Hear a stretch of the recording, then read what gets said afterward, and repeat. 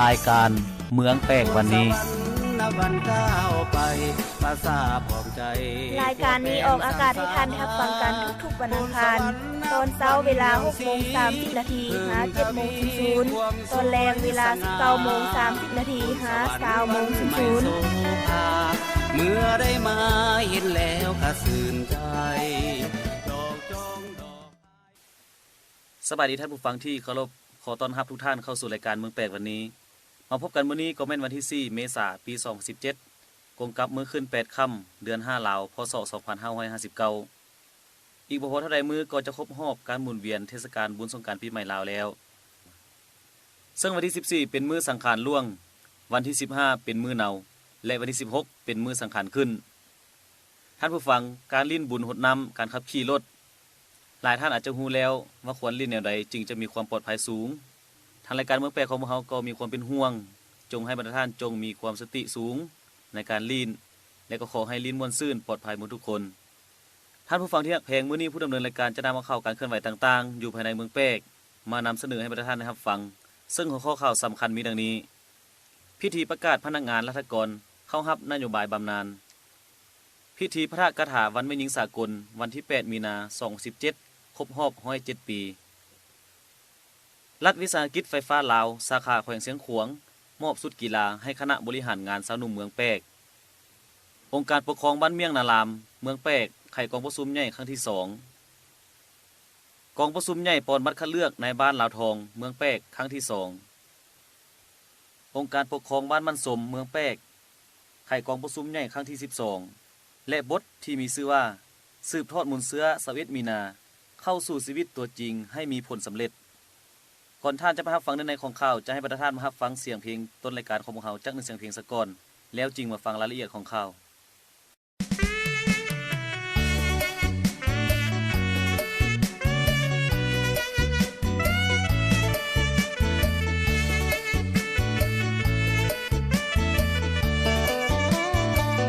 ลงฮักปากใจ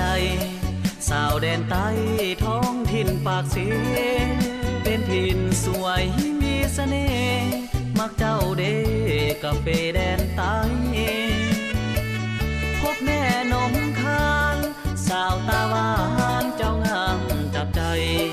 สาวกาแฟถิ่นแดนใต้มักเจ้าหลายแท้เด้นมเยาอายได้หูเจ้าเมื่ออายเขาเป็นเพื่อนเฟซบุ๊กหัวใจอายเต้นสะดุดหน้าเฟซบุ๊กเจ้างามเหลือล้นอายได้ถามข่าวแซดกับเจ้ามาตั้งแต่ดนอยากเห็นน้องเป็นตัวตนดนปานใดสิเห็นน้องนางเจ้าแซดกับอายคำบรรยายบ่ธรรมดาใจสาวสิผู้งามแท้นะพร้อมทางวาจาหวานซื่นอินอ้อยสาวถิ่นแดนใต้เจ้าอย่าเฮ็ดให้อายนี่คอยเดี๋ยวคนอื่นเขาสิจอบลอยความหักของคอยย่านสิผิดหวังลงหักปากใจปากเสแดนใต้นิสัยก็งาม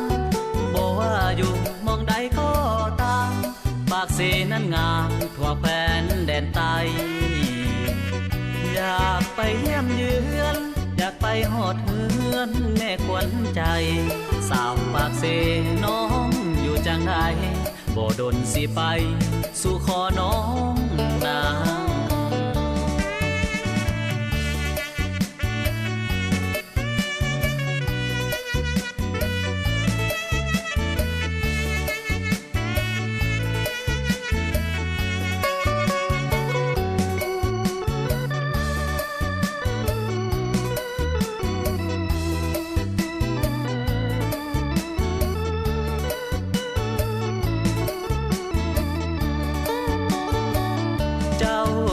กับอายคำบรรยายบ่ธรรมดาใจสาวสิผู้งามแท้นะพร้อมทางวาจาหวานซื่นอินอ้อยสาวถิ่นแดนใต้เจ้าอย่าเฮ็ดให้อาย บลอยความหักของคอยย่านสิผิดหวังหลงหักปากใจปากเสแดนไตนิสัยก็งามบ่ว่าอยู่มองใดก็ตามปากเสนั้นงามทั่วแผ่นแดนไตอยากไปเยี่ยมเยือนอยากไปหอดเฮือนแม่ขวัญใจสาวปากเสน้องอยู่จังใดบ่ดนสิไปสู่ขอน้องนาง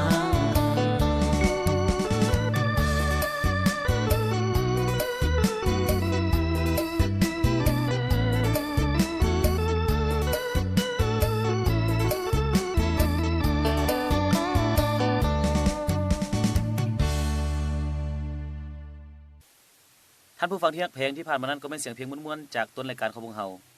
ต่อไปแม่นรายละเอียดของข่าว ตอนแรงของวันที่14มีนา2017นี้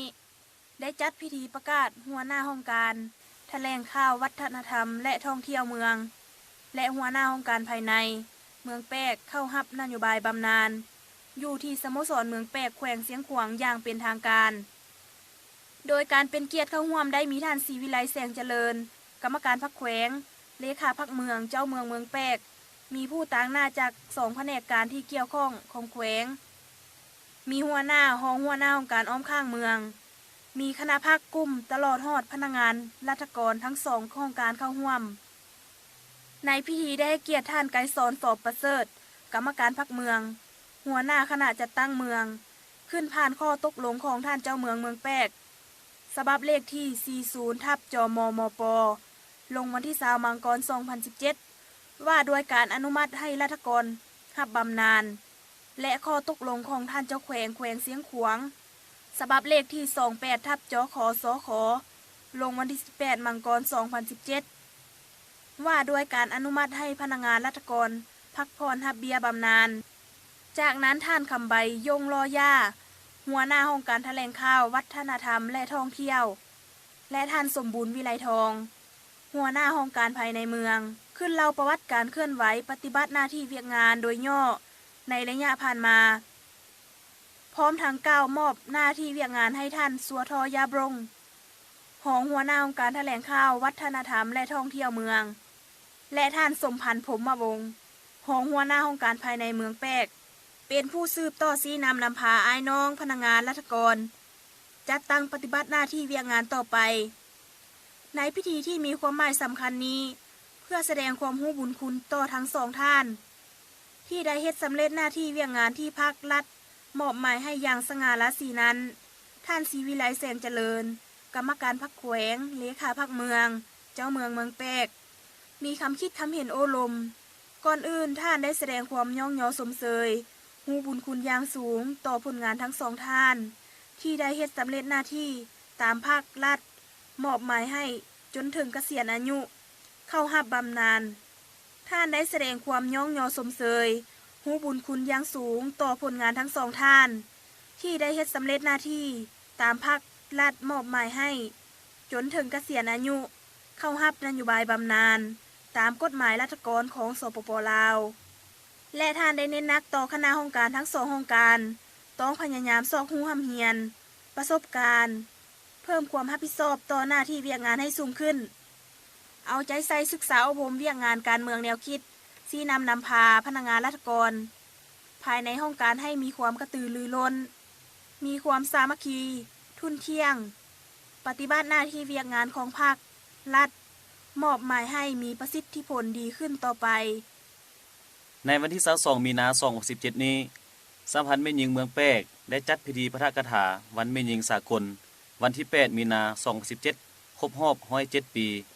อยู่ที่สโมสรเมืองแปกแขวงเสียงขวางอย่างเป็นทางการภายใต้การเป็นประธานของท่านนางเวียงเพชรเสียมพรกรรมการพรรคเมืองคณะบริหารสหพันธ์แม่หญิงแขวงประธานสหพันธ์แม่หญิงเมืองแปกโดยเป็นเกียรติเข้าร่วมได้มีท่านสินทวงศ์พิมพ์วงศ์รองเลขาพรรคเมืองประธานกฎกาพรรคเมืองมีท่านพันโทบุญมีคณะบรรษากองพัน174มีคณะประจำพรรคเมืองมีกรรมการพรรคเมืองมีหัวหน้าห้องการอ้อมข้างของเมืองมีหน่วยสหพันธ์แม่หญิงอ้อมข้างเมืองกลุ่มบ้าน และสัมพันธ์แม่หญิงปกสปกสตลอดฮอดแขกถึกเชิญเข้าร่วมในพิธีปฐกถาวันแม่หญิงสากลมีความหมายสำคัญนี้ท่านนางเวียงเพชรศรีอำพรกรรมการพรรคเมืองคณะบริหารสหพันธ์แม่หญิงแขวงประธานสหพันธ์แม่หญิงเมืองแปกขึ้นเล่ามูลเสื้อประวัติการกำเนิดของแม่หญิงและสรุปโดยย่อการเคลื่อนไหวจัดตั้งปฏิบัติของแม่หญิงในระยะ1 ปีผ่านมาและทิศทางแผนการปี2017จากนั้นท่านพันโทบุญมีเลขาคณะพรรคคณะบรรษากองพัน174พร้อมคณะได้เอากระต่ายของขวัญดอกไม้อวยพรสหพันธ์แม่หญิงเมืองแปกพร้อมนั้นประธานสหพันธ์แม่หญิงเมืองแปกก็ได้มอบของขวัญจำนวนหนึ่งให้การนำขั้นเมืองตื่มอีกในตอนท้ายพิธีท่านสินทวงศ์พิมพ์วงศ์รองเลขาพรรคเมืองประธานกวดกาพรรคเมืองมีคำคิดคำเห็นโอลมก่อนอื่นท่านได้แสดงความย่องยอสมเสยมายังเอื้อยน้องแม่หญิงทุกคนเว้ารวมว่าเฉพาะก็คือประธานสหพันธ์แม่หญิงเมืองแปกที่เป็นแกนนำที่มีความกระตือรือร้น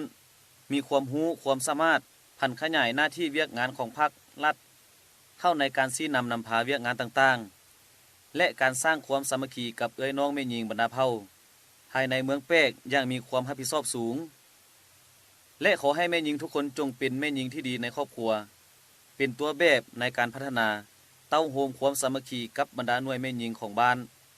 ของกรมกองให้มีความนักแน่นเข้มแข็งขึ้นเรื่อยๆเนื่องในโอกาสวันสร้างตั้งสาวหนุ่มประชาชนปฏิวัติลาวที่จะหมุนเวียนมาบรรจบครบรอบอีกวาระหนึ่งมาในตอนเช้าวันที่29 มีนาคม 2017 นี้รัฐวิสาหกิจไฟฟ้าลาวสาขาแขวงเสียงขวางมอบชุดกีฬาจำนวน20ชุดรวมเป็นมูลค่า 1,500,000 กีบให้คณะบริหารงานสาวหนุ่มเมืองแปกเพื่อรับใช้เข้าในขบวนการกีฬาต่างๆของเมืองพิธีมอบเครื่องกีฬาได้จัดขึ้นอยู่ที่ห้องว่าการปกครองเมืองแปกเป็นเกียรติเข้าร่วมเป็นสักขีพยานได้มีท่านกงธนูอุ่นสวรรค์รองเลขาพรรคเมืองรองเจ้าเมืองเมืองแปกมีท่านสายสวรรค์โสสัมพันธ์ไซรองหัวหน้าแผนกจัดตั้งแผนการเลขาหากฐานสาวหนุ่มรัฐวิสาหกิจไฟฟ้าลาวมีท่านคำเมืองแสงปัญญากรรมการพรรคเมืองคณะบริหารงานสาวหนุ่มแขวงเลขาคณะบริหารงานสาวหนุ่มเมืองแปกพร้อมด้วยพนักงานราชการทั้งสองฝ่ายเข้าร่วมในพิธีที่มีความหมายสำคัญนี้ได้ให้เกียรติท่านสายสวรรค์โสสัมพันธ์ไซรองหัวหน้าแผนกจัดตั้งแผนการรัฐวิสาหกิจไฟฟ้าลาวมีคำคิดคำเห็นโอลมพร้อมกล่าวมอบกล่าวรับโดยท่านคำเมืองแสงปัญญาเลขาคณะบริหารงานสาวหนุ่มเมืองพร้อมนั้นท่านได้กล่าวแสดงความขอบอกขอบใจและฮู้บุญคุณอันสูงส่งต่อรัฐวิสาหกิจไฟฟ้าลาวสาขาแขวงเสียงขวางที่ได้นำเอาเครื่องดังกล่าวมาช่วยเหลือในครั้งนี้และจะขอจดจำบุญคุณอันประเสริฐนี้ไว้ในปึ้มบันทึกของสาวหนุ่มเมืองตลอดไปและหวังเชื่อมั่นว่าจะได้รับการสนับสนุนสู่ช่วยเหลือในครั้งต่อๆไปในตอนเช้าของวันที่27 มีนาคม 2017 นี้องค์การปกครองบ้านเมียงนารามเมืองแปกแขวงเสียงขวางได้ไขกองประชุมใหญ่ครั้งที่2ขึ้นอย่างเป็นทางการอยู่ที่ห้องการบ้านดังกล่าวภายใต้การเป็นประธานของท่านทองวันวงพระจันทร์เลขาพรรคบ้านในบ้านเมียงนารามเป็นเกียรติเข้าร่วมได้มีท่านคำกรอัวนนสาคณะประจำพรรคเมืองรองเจ้าเมืองเมืองแปกหัวหน้าชี้นำปรับปรุงกงจักรการจัดตั้งพรรครัฐขั้นหักฐานมีกรรมการพรรคเมืองมีคณะห้องการที่เกี่ยวข้องของเมืองมีเลขาพรรคบ้านอ้อมข้างและเฒ่าแก่อาวุโสพร้อมด้วยประชาชนภายในบ้านเข้าร่วมในกองประชุมท่านทองวันวงพระจันทร์เลขาพรรคบ้านนายบ้านเมียงนารามได้ขึ้นผ่านบทสรุปในการชี้นำพาสร้างสาพัฒนาในระยะ3 ปีผ่านมาพร้อมทั้งผ่านทิศทางแผนการของบ้านในต่อหน้าให้ฮู้ว่าบ้านเมียงนารามมี78หลังคาเรือนมีพลเมืองทั้งหมด471คนหญิง218คนและมีเผ่าเดียวกันคือเผ่าลาวลุ่มอาชีพต้นตอถือเอาการปลูกฝังเลี้ยงสัตว์เป็นสินค้าและปลูกพืชต่างๆเป็นสำรองด้านพื้นฐานโครงล่างมีเส้นทางเข้าถึงบ้านเที่ยวได้2ฤดูมีไฟฟ้าน้ำใช้มีน้ำสะอาดและอื่นๆทั่วบ้านสามารถสร้างรายรับได้ทั้งหมดเกือบ3 ตื้อกีบเฉลี่ยใส่คิงคนหนึ่งได้6,200,000 กว่ากีบต่อปีต่อคนในกองประชุมได้ปอนบัตรคัดเลือกเอาเลขาพรรคบ้าน ในบ้านสุดใหม่กองประสุมปฐมมฤกษ์ได้ตกลงเป็นเอกสารเลือกเอาท่านสีสมพรเฮืองมนตรีเป็นเลขาพักในบ้านท่านทองวันวงพระจันทร์เป็นรองและอีก3ท่านเป็นคณะและตอนท้ายของกองประชุมได้รับฟังการอบรมของท่านคำกรวัวนนสาของเจ้าเมืองเมืองแปกผู้สินำการปรับปรุงกองจักรการจะตั้งพรรครัฐขั้นหักฐานตืมอีกกองประชุมปนบัตรคัดเลือกในบ้านลาวทองครั้งที่2ได้ไขขึ้นอย่างเป็นทางการในวันที่28มีนาคม2017นี้อยู่ที่โรงเรียนประถมบ้านลาวทองเมืองแปกแขวงเสียงขวาง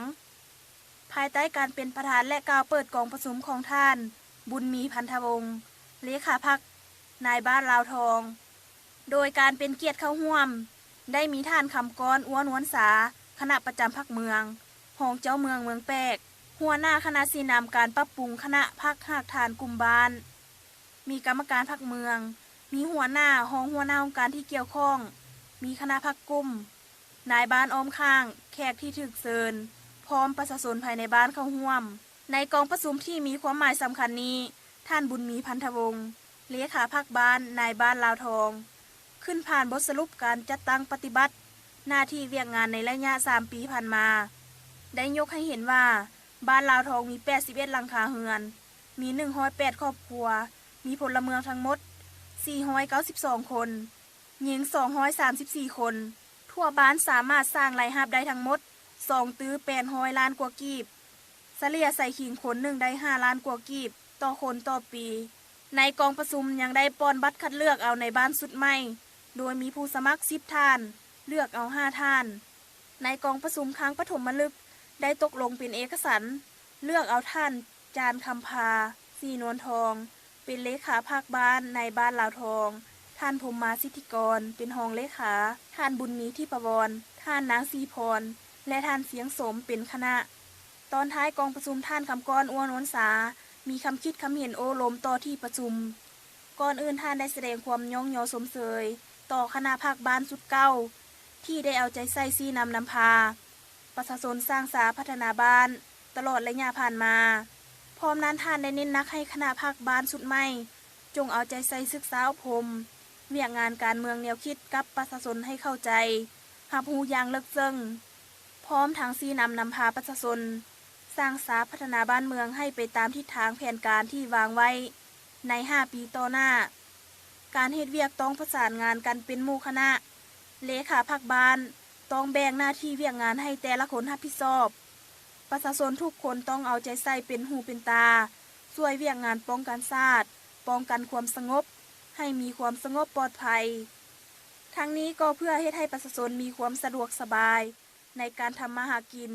สร้างสาเศรษฐกิจครอบครัวให้มีความเจริญก้าวหน้าขึ้นเป็นก้าวในวันที่29มีนาคม2017นี้องค์การปกครองบ้านมันสมเมืองแปกแขวงเสียงขวางได้ไขกองประชุมครั้งใหญ่ในวันที่29มีนาคม2017นี้องค์การปกครองบ้านมันสมเมืองแปกแขวงเสียงขวางได้ไขกองประชุมใหญ่ครั้งที่12ขึ้นอย่างเป็นทางการอยู่ที่ห้องการบ้านดังกล่าวภายใต้การเป็นประธานของท่านทองวันจันทวงศ์เลขาพรรคบ้านในบ้านมันสม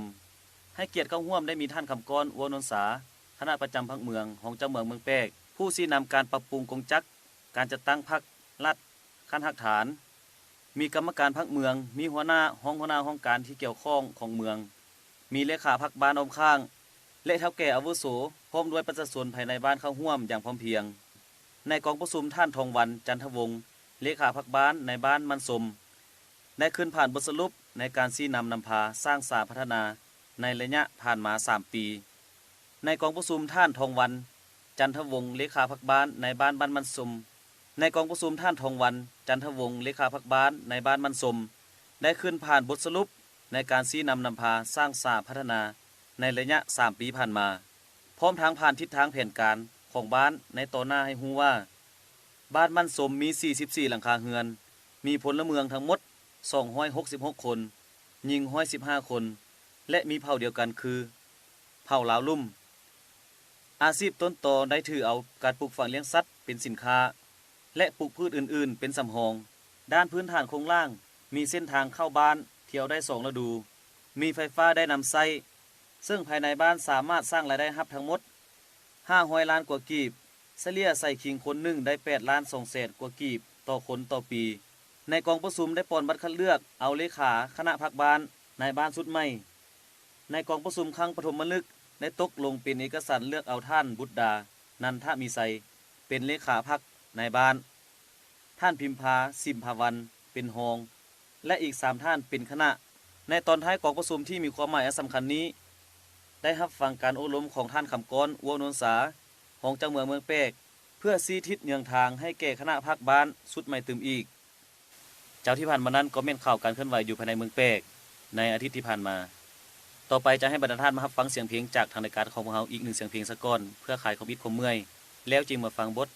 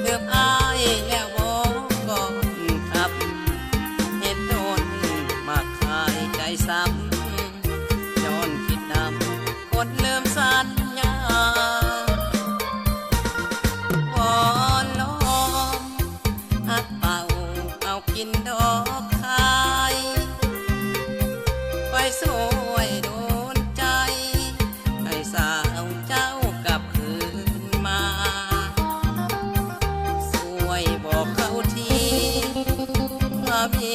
คนคอยห่วงหาอย่ามัวโลกมนเมืองฟ้าจงกลับคืนมาซ้ำเนื้อบ้านเฮา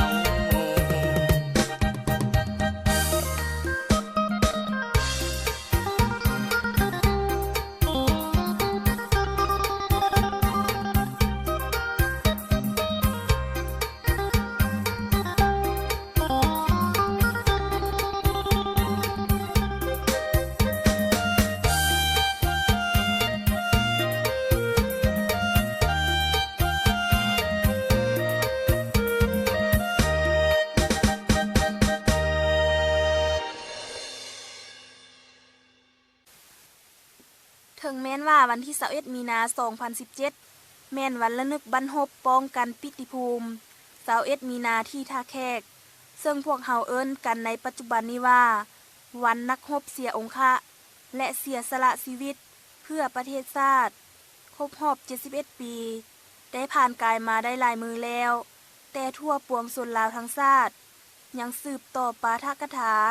เล่าคืนมูลเสื้อวันดังกล่าวแน่ใส่ปลุกจิตสำนึกให้คนลาวยุคใหม่ได้เรียนรู้เข้าใจและเสื่อมซึมถึงน้ำใจฮักชาติบ่ยอมจำนนของคนลาวพิราชหารยอมเสียสละชีวิตและเลือดเนื้อเพื่อส่วนรวมเพื่อชาติเพื่อประชาชนและเพื่ออุดมการณ์อันสูงส่งของพรรคเฮาการระลึกวันที่มีความหมายสำคัญนี้ยังเป็นการจดจำล้ำลึกถึงวีรกรรมและผลงานอันยิ่งใหญ่ของประธานสุภานุวงศ์รวมทั้งสมาชิกพรรคพนักงานนักรบและประชาชนเฮาที่ได้ร่วมเป็นร่วมตายนำกันเพื่อต่อสู้ป้องกันเมืองท่าแขกก็คือปกป้องความเป็นเอกราชและเกียรติศักดิ์ศรีของชาติลาวพวกเฮา